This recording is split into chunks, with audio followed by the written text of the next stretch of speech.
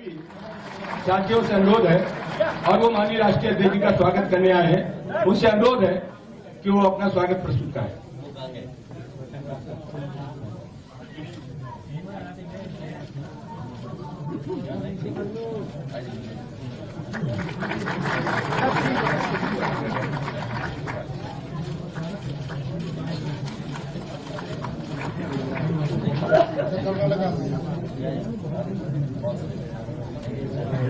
हमने सब दे दिया, जो ये बोलेंगे वो तुम देना, ठीक है?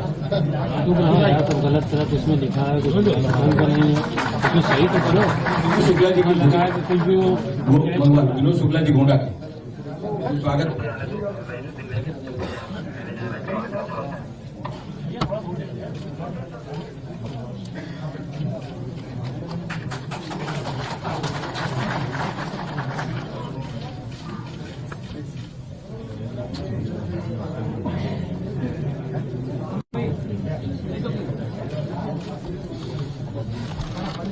हाँ,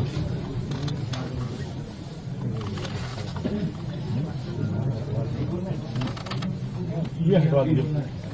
मैं माननीय राष्ट्रीय अध्यक्ष से अनुरोध करूंगा कि मीडिया भाइयों के समक्ष अपनी बात रखें। मैं अपने प्रेस के साथियों का बहुत धन्यवाद देता हूं। साथ ही साथ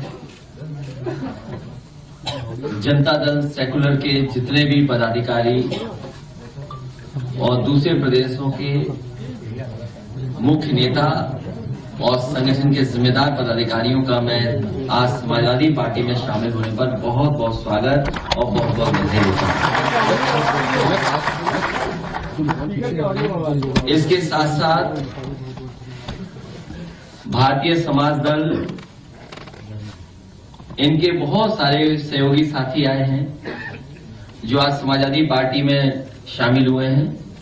पूरे उत्तर प्रदेश में और देश में जहां भी इनके सहयोगी साथी होंगे वहां समाजवादी पार्टी की मदद करेंगे। दूसरा शोषित समाज अधिकार पार्टी है जिसका समर्थन आज समाजवादी पार्टी के प्रत्याशियों को मिला है। मुझे खुशी है इस बात की कि आज जब संविधान को बचाने के लिए, लोकतंत्र को बचाने के लिए पूरा देश देख रहा है और खासकर उत्तर प्रदेश में निर्णायक लड़ाई होगी, उस समय ये समाजवादी पार्टी का साथ देने आए हैं। मैं इन सब का बहुत बहुत आभारी हूं।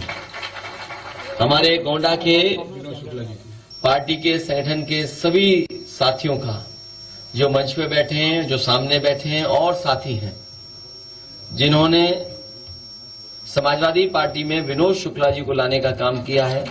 विनोद शुक्ला जी अकेले नहीं आए हैं, इनके सहयोगी समर्थक बड़े पैमाने पर हैं जो आज समाजवादी पार्टी की मदद करेंगे, न केवल गोंडा में बल्कि आसपास के जिलों में। मैं विनोद शुक्ला जी और उनके सभी सहयोगी साथियों का बहुत बहुत स्वागत समाजवादी पार्टी में करता हूं।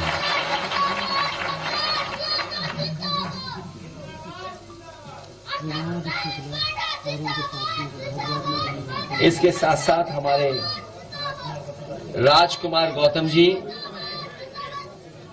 इसके साथ साथ हमारे साथ जो आज अपने सभी सहयोगी साथियों के साथ समर्थन देने आए हैं, राजकुमार गौतम जी बहुत ही दिनों से लगातार पूरे प्रदेश में इनके लोग काम कर रहे हैं, जिलों में और मंडल स्तर पर इनका संगठन है, इनके पदाधिकारी हैं।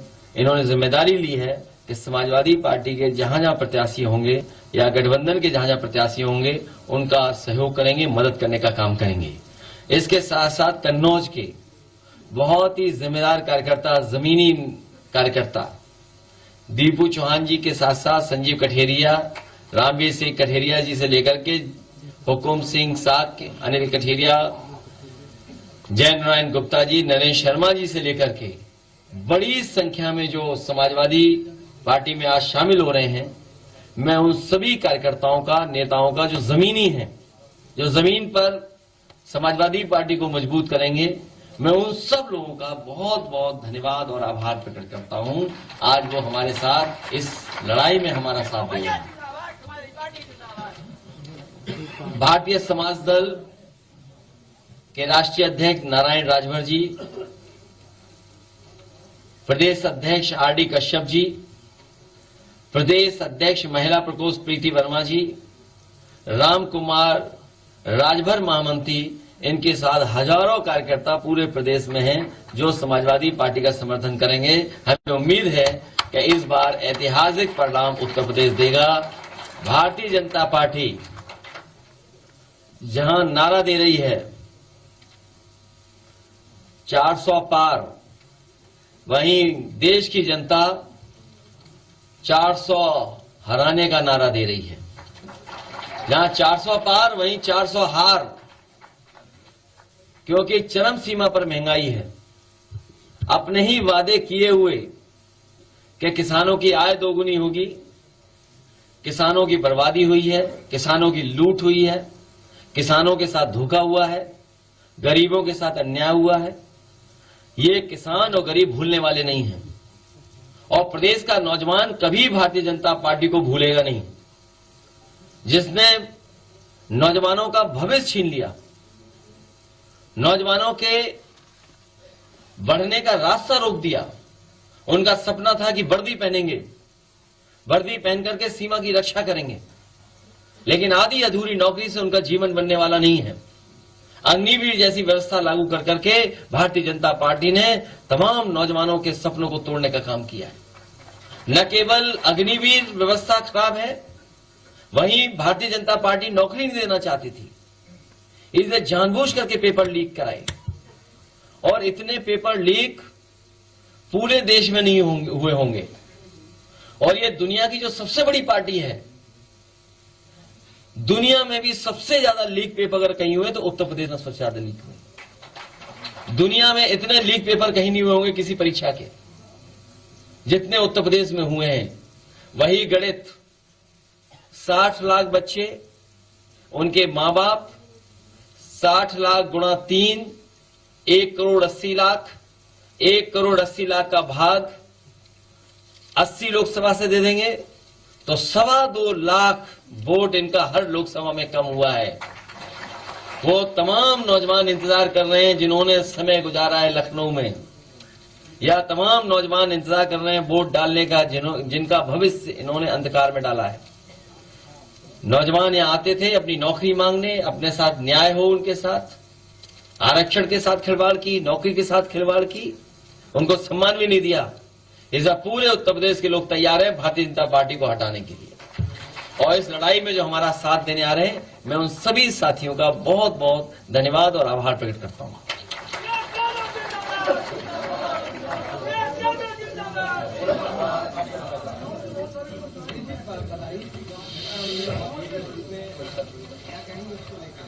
ये प्रशासन की नाकामी है।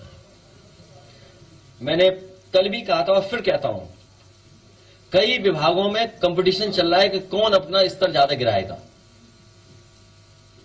स्वास्थ्य विभाग उत्तर प्रदेश की किसी कोने में आप पता कर लीजिए। इसी हॉल में मैंने कई बार कहा और सदन में कहा कि इस सरकार ने एक भी जिला अस्पताल नहीं बनवाया जिसमें गरीब का इलाज हो पाए। जितने मेडिकल कॉलेज बने हैं वो आधुनिक खंडर हैं। और याद कीजिए, कुछ दिन पहले मुख्यमंत्री जी जा रहे थे सैफई मेडिकल कॉलेज में 500 बेड सुपर स्पेशलिटी हॉस्पिटल का उद्घाटन करने, लेकिन वहां पर मैंने वीडियो पहले जारी कर दिया जहां पर अधिकारी फीता लगा करके खड़े थे। मुख्यमंत्री जी की हिम्मत नहीं हुई उस बिल्डिंग में जाने की, क्योंकि उस बिल्डिंग में कुछ था ही नहीं। सोचिए, जिस बिल्डिंग में बेड न हो, जिस बिल्डिंग में स्टाफ न हो, जिस बिल्डिंग में चेयर, टेबल, कुर्सी, दवाई, मशीनें कुछ न हो, उसका उद्घाटन करने जा रहे थे मुख्यमंत्री जी। सोचिए आप, सवाल ये नहीं है, इससे ज्यादा गंभीर सवाल है कि हमारे प्रेस के लोगों ने वो एक भी अस्पताल नहीं दिखाया जिसमें कुछ भी नहीं था, खाली है। जैसे अधिकारी मुख्यमंत्री जी को धोखा दे रहे हैं।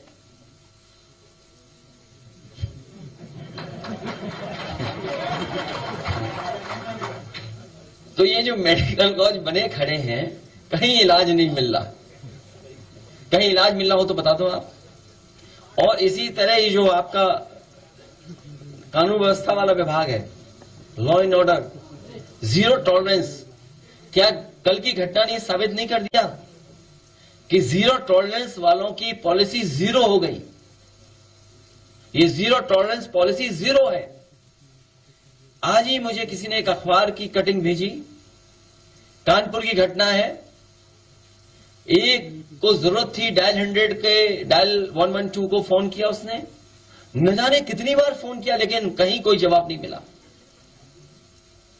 कई बार, एक बार नहीं, 2 बार नहीं, 3 बार नहीं, 5 बार नहीं, 10 बार नहीं, 20 बार नहीं, 30 बार कॉल करने के बाद भी डायल 112 इमरजेंसी सर्विस पुलिस की मदद करने नहीं आई। ये वो इमरजेंसी सर्विस थी जो समाजवादी सरकार ने न्यूयॉर्क की पुलिस से सीख करके उत्तर प्रदेश को दी थी। जिस तरीके से न्यूयॉर्क की पुलिस डिपार्टमेंट जो रिस्पांस सिस्टम है उनका, उसी तर्ज पर उत्तर प्रदेश को रिस्पांस सिस्टम पुलिस को दिया था।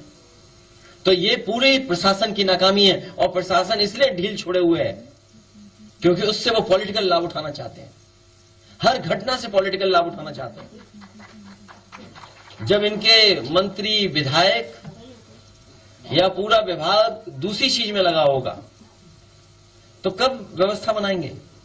एक मुझे वीडियो मिला मां गंगा का गंदगी का, हमने ट्वीट कर दिया, अधिकारी सफाई करने पहुंच गए। मैंने केवल वीडियो ट्वीट किया था और आप देख लीजिए, अधिकारी पाइप लेके पानी का, बोलो गंगा में पानी इतना, और पाइप से सफाई कर रहे थे। बताइए, घाट कमाल है इनका। तो ये सरकार जाने वाली है, हर बात पे इन्होंने झूठ बोला है। यहां ये अखबार के लोग हैं, ये गोमती की फोटो छापते हैं आप। आज भी कुछ अखबारों में तस्वीर छपी है गोमती के, 3000 करोड़ रुपए खर्च हुआ है। सोचिए आप, 3000 करोड़ रुपए खर्च हुआ गोमती की सफाई में अभी तक, और गोमती का नाला बह रही है। ये यमुना के किनारे वाले लोग भी बैठे हैं यहां पर। ये भी गर्मियां आएंगी, आप देखना यमुना सूख जाएगी। मई जून आएगा, आप देख लेना पैदल गंगा चले जाना एक कोने से दूसरे कोने। कौन जिम्मेदार है नदियों की बर्बादी के लिए? यही बीजेपी के लोग। इसलिए पीडीए परिवार इनको हराने जा रहा है। जी पहले चरण का नामांकन शुरू हो। क्या चीज? 2 भाइयों की तो जान चली गई ना। क्या उनके भाइयों की जान नहीं बचाई जा सकती थी अगर पुलिस पहले से काम करती तो? न केवल वो, बल्कि घटना से पहले आप याद कीजिए देवरिया वाली घटना। देवरिया की जब घटना हो गई, विपक्ष ने सवाल उठाया, परिवार के लोगों ने सवाल उठाया कि प्रशासन की नाकामी थी। तो बताओ, 30 अधिकारियों को उन्हें सस्पेंड करना पड़ा था। 30 अधिकारी सस्पेंड हुए थे। ऐसी कई घटनाएं हैं जहां घटना होने के बाद सरकार ने कार्रवाई की, अधिकारियों को हटाना पड़ा। तो अपनी नाकामी को छिपा नहीं सकते इस तरीके से। ये इनकाउंटर से नाकामी नहीं छिपनी है।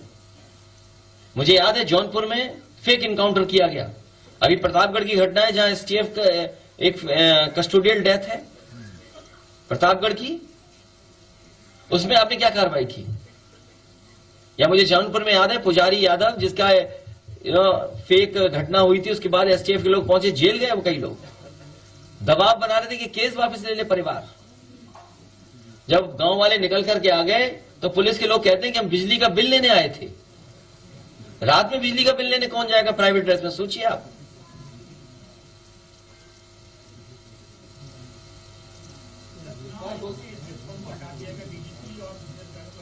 आप भी ना समझो, इसलिए ना समझो कि आयोग उनका, आयोग जिसे चार्ज दे रहा वो उनका। हमें उम्मीद है कि आयोग कार्रवाई करेगा और कहीं एक पैनल बनाकर किसी नए अधिकारी को जिम्मेदारी देगा।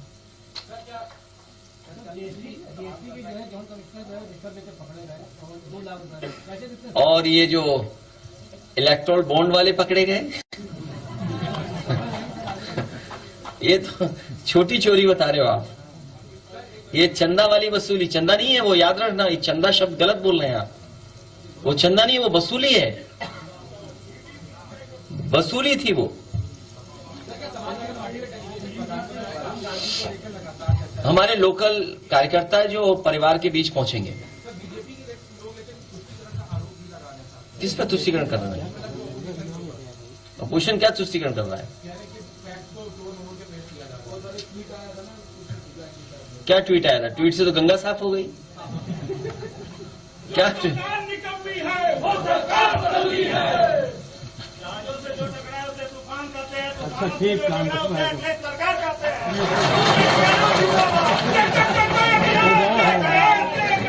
ये अभी तो नॉमिनेशन आज ही शुरू हुए हैं, अभी बोर्ड पढ़ने तक कितना जोश होगा सोचिए आप। नॉमिनेशन शुरू हो गया है। तो मैं बधाई देना चाहता हूं जो नामांकन के अपने कागज तैयार कर रहे हैं उनके, नगीना में मैं बधाई देना चाहता हूं सब लोग।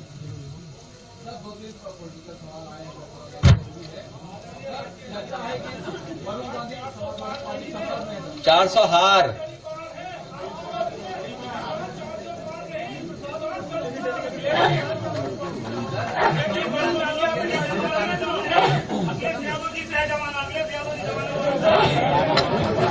अरे सवाल हो जाने देंगे।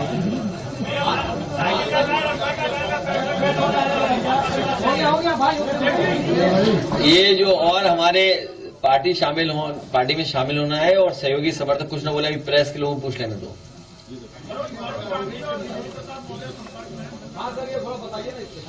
नहीं हमारे कोई संपर्क नहीं, हमारे पे कोई संपर्क नहीं, आपसे सच तो बोलता ही हूं मैं।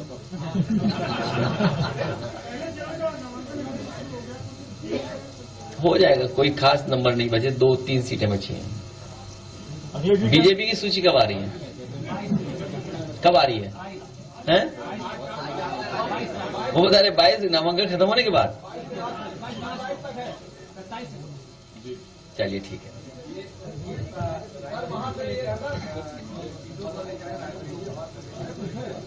तो वो कांग्रेस पार्टी को तय करना है कि कांग्रेस पार्टी किसको लड़ाएगी। कांग्रेस के बारे में थोड़ी मैं बोल सकता हूं। हमारा तो समर्थन है और हमारा संगठन जो भी तय हो जाएगा उनकी तरफ से हमारा पूरा संगठन ईमानदारी से उनकी मदद करेगा। अरे भाई आपको कितनी बार बताऊं मैं, 3 × 60 = 1 करोड़ 80 लाख, उसका भाग दे दो 80 से 2,25,000 वोट कम हो रहा है भारतीय जनता पार्टी का हर लोकसभा में। क्या जवाब है भारतीय जनता पार्टी के पास? आय दोगुनी हुई नहीं, स्मार्ट सिटी बने नहीं, क्या इंफ्रास्ट्रक्चर में काम हुआ है? बिजली महंगी, सब कुछ महंगा, और हिसाब किताब लगा लो तो बताओ 10 साल में नमक कितना महंगा हुआ। और इन्हीं की सरकार में एनसीआरबी का आंकड़ा कहता है कि 1 लाख किसान ने आत्महत्या की। 1 लाख किसान ने, क्या आप कल्पना कर सकते हैं 1 लाख किसान इस देश का आत्महत्या कर ले? नौजवान आत्महत्या कर रहे हैं, पेपर नहीं लिख पाए, परीक्षा कैंसिल हो गई, आत्महत्या कर ली। डिग्री जला करके चले गए, कहा कि इस डिग्री से मुझे कोई नौकरी नहीं मिलने वाली है। मां बाप को माफी मांग के चले गए, सोचिए आप। और हम तो ये भी जानते हैं पैकेज न मिले तो चैनल भी बंद हो जाएंगे।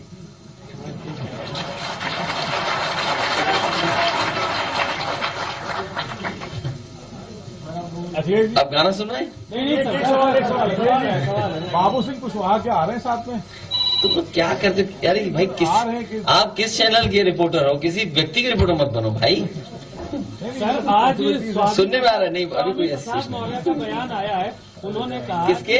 स्वामी जी का चचा। क्या सर स्वामी प्रसाद मौर्य जी का बयान आया, उन्होंने कहा है कि हम अखिलेश जी के संपर्क में हैं और हमारी कोई नाराजगी उनसे नहीं रही। हाँ हमारी कोई नाराजगी नहीं है, ये बोला। खबर चल रही है कि चक्कर भी काट। अब बताओ आप तो अजय बताओ, ये दुख नहीं है आप लोगों को? दुख नहीं है कि बताइए राज्यसभा हम लोगों ने खो दी, राज्यसभा खो दी। एक पढ़े लिखे आदमी को हम लोग भेज रहे थे, उसकी चिंता नहीं है आप लोगों को, आपको चिंता कुछ और है। सोचिए आप क्या खोया हम लोगों ने, और क्यों खोया? क्योंकि सबको पैकेज मिल गया, पैकेज से खोया ना हम लोगों ने। अब तो पता लग गया बीजेपी पे कितना पैसा है। देखिए अभी भी उन पे ईडी सीबीआई इनकम टैक्स है।